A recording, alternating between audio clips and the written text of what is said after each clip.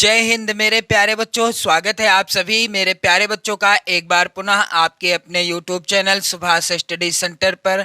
जितने भी मेरे प्यारे विद्यार्थी कक्षा 10 के विद्यार्थी हैं और 2024 बोर्ड परीक्षा की धुआंधार तैयारी कर रहे हैं, सामाजिक विज्ञान के मैं लेकर के आ चुका हूं ऐसे महत्वपूर्ण 25 प्रश्न, जिसमें मैं चाहता हूं कि आप कम से कम 15 प्रश्नों का आंसर कमेंट करके बताओ। देखना है मुझे कि आपकी कितनी तैयारी है 2024 बोर्ड परीक्षा की। तो जितने भी मेरे प्यारे बच्चे कक्षा 10 के हैं और इस वीडियो को देखना स्टार्ट कर चुके हैं, आप लोग वीडियो के अंत तक जरूर बने रहना और आपको कमेंट करके बताना है 15 प्रश्नों का आंसर। मैं आपसे चैलेंज करता हूं कि आप 25 में से 15 प्रश्नों का आंसर कमेंट करके बताओ, ताकि मैं भी जान सकूं कि आपकी तैयारी कैसी चल रही है। तो मेरे प्यारे बच्चों, हालांकि मैं आपको इन सभी प्रश्नों का आंसर बताता चलूंगा, लेकिन मैं चाहता हूं कि आप लोग कमेंट करके भी बताओ। इससे क्या होगा, आपको प्रश्नों का आंसर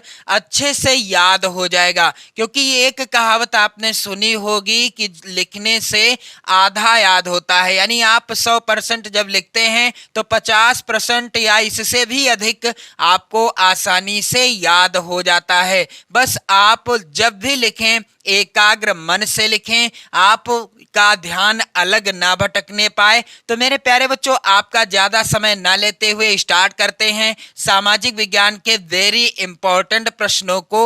और ये प्रश्न है बहुविकल्पी मेरे प्यारे बच्चों। जैसा कि मैंने आपको बताया है सामाजिक विज्ञान के मॉडल पेपर में कि 20 प्रश्न बहुविकल्पी आएंगे और 20 प्रश्नों का आंसर आपको OMR सीट में फिल करना होगा। कैसे फिल करना होगा, मैंने OMR सीट भरने का तरीका भी बताया है और सामाजिक विज्ञान विषय का मॉडल पेपर की भी वीडियो आपको प्रोवाइड करा दिए हैं। जो अर्धवार्षिक परीक्षाओं के मॉडल पेपर हैं उनकी भी वीडियो आप देख पाओगे चैनल पर, और वार्षिक परीक्षाओं के मॉडल पेपर की वीडियो आप जरूर देख पाओगे। मेरे प्यारे बच्चों, पहला प्रश्न है, राष्ट्रवाद का प्रारंभ किस देश से हुआ? दिए गए विकल्पों में से सही उत्तर क्या हो जाएगा? भारत, फ्रांस, जर्मनी या इटली? राष्ट्रवाद का प्रारंभ किस देश से हुआ? इसका उत्तर क्या होगा? राष्ट्रवाद का प्रारंभ सर्वप्रथम फ्रांस देश से हुआ था। दूसरा प्रश्न है मेरे प्यारे बच्चों, आप लोग कमेंट करके आंसर भी बताते रहिएगा। फ्रांस की क्रांति कब हुई? यहाँ पर विकल्प दिए गए हैं 1788 ईस्वी, 1789 ईस्वी, 1787 ईस्वी या फिर 1790 ईस्वी। तो फ्रांस की क्रांति कब हुई थी, आपको आंसर बताना है कमेंट करके। वैसे तो आंसर क्या है, 1789 ईस्वी में फ्रांस की क्रांति हुई थी। कब मेरे प्यारे बच्चों? 1789 ईस्वी में। तीसरे नंबर का प्रश्न है, वेरी वेरी इंपॉर्टेंट प्रश्नों को ही मैंने इस वीडियो में शामिल किया है और 100% की मैं आपसे गारंटी लेता हूं कि यहां से प्रश्न आपकी बोर्ड परीक्षा 2024 में पक्का पूछे जाएंगे। यहां पर अगला प्रश्न है, वंदे मातरम गीत का लेखक कौन था या लेखक कौन थे? यहां पर आप देखेंगे रविंद्रनाथ टैगोर, शरत चंद्र चटर्जी, बंकिम चंद्र चटर्जी या अवनींद्र नाथ टैगोर। तो मैं आपको एक और जानकारी देना चाहता हूं कि वंदे मातरम जो गीत था यह हमारा राष्ट्रीय गीत था। क्या है? यह हमारा राष्ट्रीय गीत है। यहां पर आप ध्यान देंगे, वंदे मातरम जो गीत है हमारा राष्ट्रीय गीत है। इस गीत के लेखक कौन हैं? बंकिम चंद्र चटर्जी हैं। और यदि प्रश्न आता राष्ट्रगान, जो कि आप जब विद्यालय पहुंचते होंगे तो प्रार्थना के बाद ही आपके विद्यालय में होता होगा राष्ट्रगान, जन गण मन अधिनायक जय हे। ये जो राष्ट्रगान है इसके लेखक कौन है मेरे प्यारे बच्चों? रविंद्रनाथ टैगोर जी हैं। और वंदे मातरम गीत के लेखक कौन हैं? बंकिम चंद्र चटर्जी जी हैं। अगला प्रश्न वेरी वेरी इंपॉर्टेंट है, कह रहा है जलियांवाला बाग की घटना कब हुई? यहाँ पर विकल्प दिए गए हैं, पहला 8 अप्रैल 1919 ईस्वी, दूसरा 10 अप्रैल 1919, तीसरा 13 अप्रैल 1919, चौथा 25 अप्रैल 1919, तो आपको मैंने बताया था कि 13 अप्रैल सन 1919 ईस्वी में जलियांवाला बाग हत्याकांड हुआ था। अगला प्रश्न वेरी वेरी इंपॉर्टेंट, कई बार बोर्ड परीक्षाओं में आए हुए ये सभी प्रश्न हैं। उन्हीं प्रश्नों को मैंने शामिल किया है जो बोर्ड परीक्षाओं में लगातार पूछे जाते रहे हैं। प्रश्न अगला है, आर्थिक मंदी का प्रारंभ किस वर्ष हुआ? विकल्प दिए गए हैं 1919 ईस्वी, 1924 ईस्वी, 1929 ईस्वी या फिर 1934 ईस्वी। तो आर्थिक मंदी का प्रारंभ किस वर्ष हुआ? उत्तर हो जाएगा 1929 ईस्वी में। अगला प्रश्न है, विश्व व्यापार संगठन की स्थापना कहां पर हुई थी? यहां पर आप देखोगे विकल्प इस प्रकार से, न्यूयॉर्क, वाशिंगटन, जिनेवा या ऑस्ट्रिया। तो विश्व व्यापार संगठन की स्थापना कहां हुई थी? इसका उत्तर क्या होगा मेरे प्यारे बच्चों? जिनेवा हो जाएगा राइट आंसर। क्या हो जाएगा? विश्व व्यापार संगठन की स्थापना जिनेवा में हुई थी। यदि प्रश्न आता है विश्व व्यापार संगठन की स्थापना कब हुई थी, तो उत्तर क्या होगा? 1995 ईस्वी में। कहां? जिनेवा में हुई थी। अगला प्रश्न है यहाँ पर, औद्योगिक क्रांति किस देश में प्रारंभ हुई थी? विकल्प दिए गए हैं अमेरिका, दूसरा है विकल्प यहाँ पर रूस, तीसरा विकल्प है इंग्लैंड और चौथा है चीन। तो औद्योगिक क्रांति कहाँ पर प्रारंभ हुई? सर्वप्रथम इंग्लैंड में प्रारंभ हुई थी। अगला प्रश्न वेरी वेरी इंपॉर्टेंट है, गुलामगिरी का लेखक कौन था? तो यहाँ पर इस प्रश्न का उत्तर क्या हो जाएगा? गुलामगिरी जो पुस्तक थी, इस पुस्तक के लेखक थे ज्योतिबा फूले जी। यहाँ पर उत्तर क्या हो जाएगा? ज्योतिबा फूले जी के द्वारा लिखी गई यह पुस्तक थी। पुस्तक का नाम क्या है? गुलामगिरी। अगला प्रश्न मेरे प्यारे बच्चों काफी ज्यादा महत्वपूर्ण है, नदियों द्वारा लाए गए अवसाद से निर्मित मृदा है। यानी जो नदियां बहाकर अपने साथ अवसाद लेकर के आती हैं और उस अवसाद से जो मृदा निर्मित होती है, बनती है, उस मृदा को क्या कहते हैं? जलोढ़ मृदा कहा जाता है। प्रश्न अगला है मेरे प्यारे बच्चों, निम्न में से कौन अजैवीय संसाधन है? तो मैं आपको एक ट्रिक बताऊंगा जिससे ये प्रश्न आपका कभी नहीं गलत होगा। तो यहाँ पर आप देखेंगे पशु, पौधे, मछलियां, चट्टाने। तो अजैवीय का अर्थ क्या होता है? निर्जीव। आप एक ट्रिक के माध्यम से ये आप ट्रिक ही समझिएगा। अजैवीय का मतलब है निर्जीव और जैवीय का मतलब क्या है? सजीव। जैवीय का मतलब क्या है? सजीव। यानी यदि प्रश्न आ जाए जैवीय संसाधन तो सजीव पर जाइएगा, यानी जिनमें क्या होता है? जीवन पाया जाता है। निर्जीव में जीवन नहीं पाया जाता। तो यहाँ पर पशुओं का भी जीवन होता है, यानी पशु भी जीवित अवस्था में होते हैं, पेड़ पौधे भी जीवित अवस्था में होते हैं और मछलियां भी जीवित होती हैं। ये जैवीय संसाधन के अंतर्गत आती हैं। लेकिन जो चट्टाने हैं ये अजैवीय यानी निर्जीव संसाधन के अंतर्गत आती हैं। तो जो निर्जीव हैं वो अजैवीय संसाधन हैं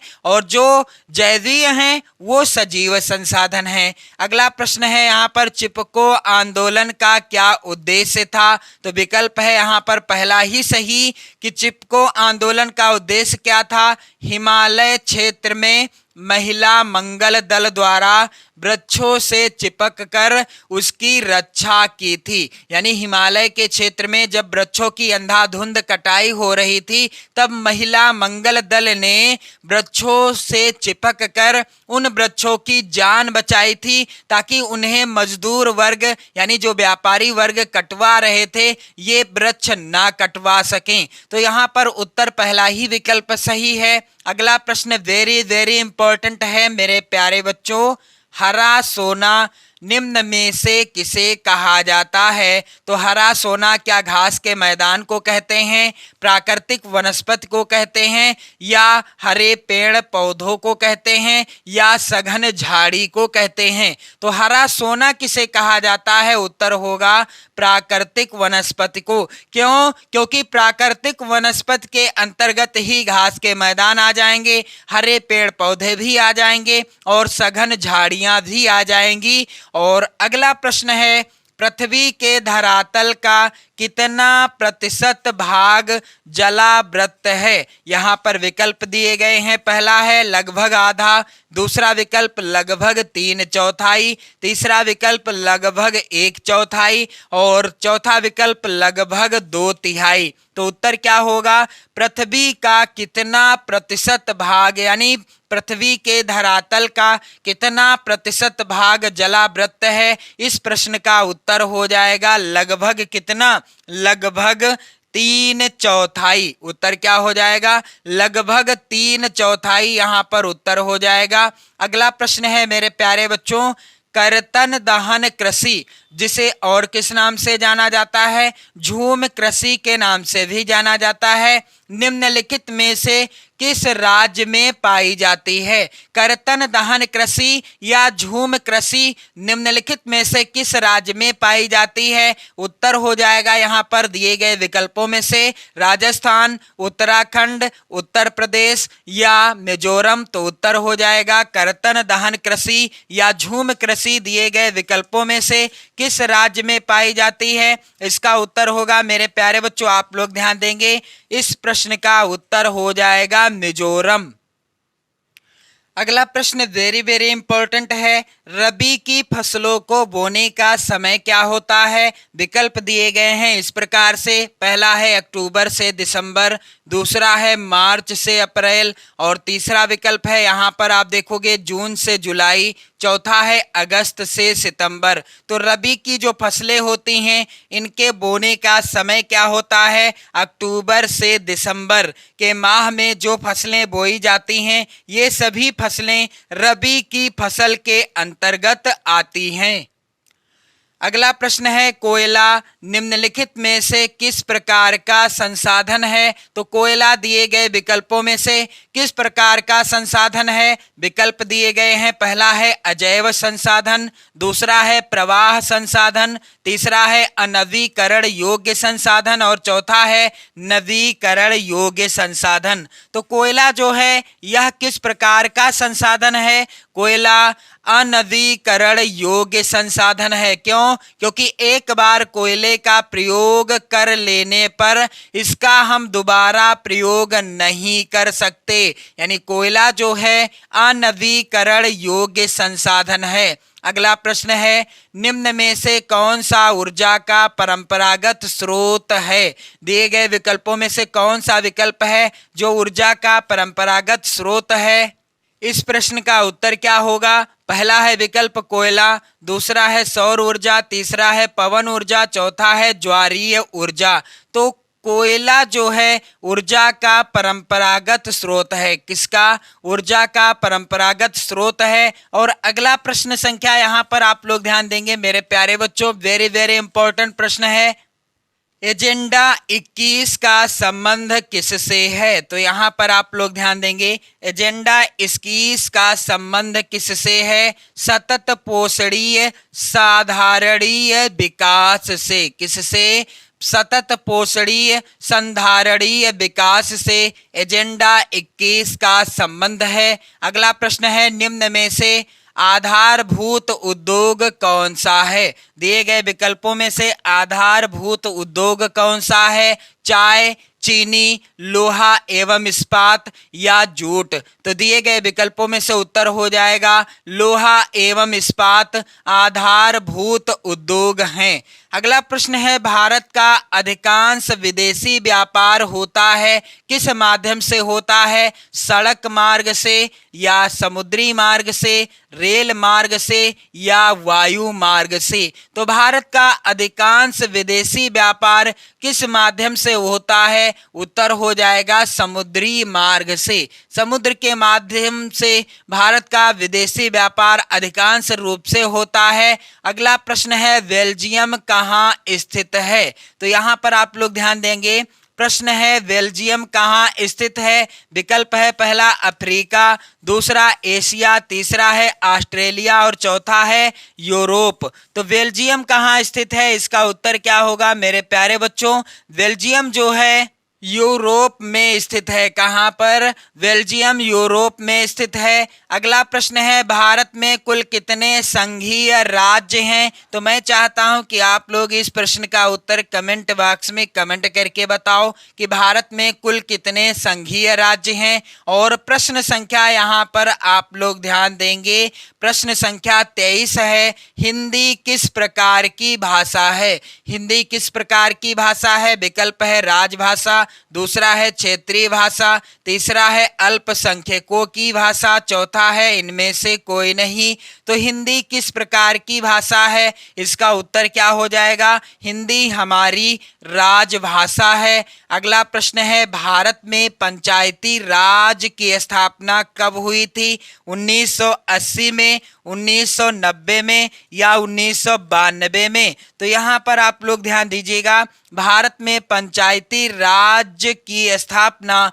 सन 1992 ईस्वी में हुई थी। इसके बाद प्रश्न संख्या अगला है मेरे प्यारे बच्चों, लोकतंत्र में शक्ति का स्रोत है, यानी लोकतंत्र में सर्वोसर्वा कौन होता है? संसद, प्रधानमंत्री या राष्ट्रपति या फिर जनता? तो लोकतंत्र में सर्वोसर्वा कौन होता है, यानी शक्ति किसके हाथ में होती है? जनता के हाथ में। अब्राहम लिंकन ने परिभाषा में कहा है, यानी बड़ी ही अच्छी परिभाषा दी है, लोकतंत्र जनता का, जनता के लिए जनता द्वारा शासन है। तो यहाँ पर आप लोग ध्यान देंगे, लोकतंत्र में शक्ति का स्रोत किसके पास है? जनता के पास है। तो उम्मीद करता हूं कि आपने अच्छे से आंसर दिए होंगे कमेंट बॉक्स में जाकर के, और मैं चाहता हूं कि आप लोग इसी तरह से धुआंधार तैयारी करते रहो 2024 बोर्ड परीक्षा की। इसलिए आप लोग चैनल को जरूर सब्सक्राइब कर लेना। हिंदी विषय, गृह विज्ञान विषय,